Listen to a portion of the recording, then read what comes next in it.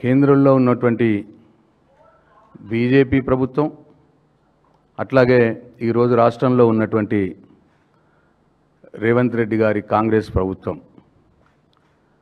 ఇద్దరు కూడా ఈ త్రిబుల్-ఆర్ ప్రాజెక్టుని 8 సంవత్సరాలుగా సాగదీస్తూ తెలంగాణ ప్రజల్ని మోసం చేస్తున్నారు అని చెప్పి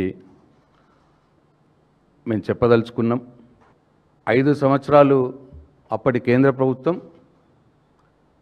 ఇప్పటి 2017 నుంచి అంటే ఒక 6 సంవత్సరాలు అప్పటి కేంద్ర ప్రభుత్వం, ఇప్పుడు ఈ 2 సంవత్సరాలు ఈ రాష్ట్ర ప్రభుత్వం.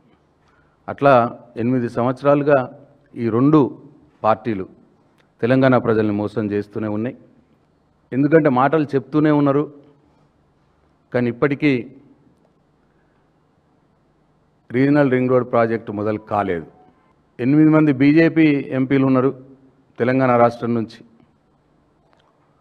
వాళ్లకు ధైర్యం లేదు, నరేంద్ర మోడీ గారిని అడిగే ధైర్యం లేదు. అట్లాగే 8 మంది కాంగ్రెస్ ఎంపీలు ఉన్నారు ఈ రాష్ట్రం నుంచి, ముఖ్యమంత్రి రేవంత్ రెడ్డి.